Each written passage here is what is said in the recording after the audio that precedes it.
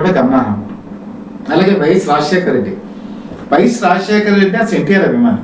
ఆయన గుల్బర్గాలో చదువుతున్నప్పుడు మెడికల్ కాలేజీలో ఏదైనా ఎన్టీ రామారావు సినిమా కనుక రిలీజ్ అయితే ఆయన కంపల్సరీ మోటార్ బైక్ మీద, ఆ రోజు బుల్లెట్ ఉండేది, ఆ బుల్లెట్ మీద వచ్చి ఎన్టీ రామారావు సినిమా మార్నింగ్ షో చూసి హైదరాబాద్ నుంచి ఆయన వెళ్ళేవారు.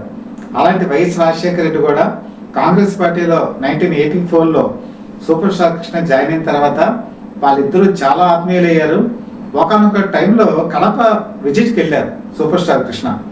విజిట్కి వెళ్ళేటప్పటికి అప్పుడు కాంగ్రెస్ పార్టీ అని ప్రచారంలో ఉన్నారైనా కొంతమంది రాళ్ళు రువ్వడం ప్రారంభించారు. రాళ్ళు రువ్వేటప్పటికి సెక్యూరిటీ తక్కువగా ఉంది. సూపర్ స్టార్ కృష్ణని కాపాడుకోవడానికి వైఎస్ రాజశేఖర రెడ్డి తన బొడ్డులో ఉన్నటువంటి రివాల్వర్ తీసి గాల్లోకి కాల్పులు జరిపారు. తనే రక్షణ వలయంగా నిలబడటం కూడా జరిగింది. ఈ సంఘటన తర్వాత వైఎస్ రాజశేఖర రెడ్డి కృష్ణ చాలా ఆత్మీయులయ్యారు. 2004 సంవత్సరంలో మరి YS Rajasekhara Reddy chief minister అయిన తర్వాత ఎనలేని ప్రాధాన్యత సూపర్ స్టార్ కృష్ణ ఇచ్చేవాళ్ళు.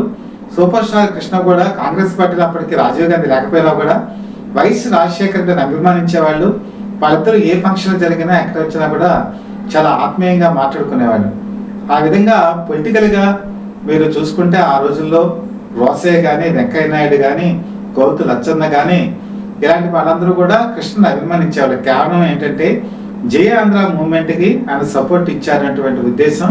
అలాగే పనకల్ పార్కులో ఆయన నిరాహార దీక్ష చేయడం కూడా ఆ రోజు ఆంధ్ర నాయకులకి అన్ని పార్టీల్లో కూడా ఆయన అభిమానుల్ని చేర్చిన కారణం కూడా అదే.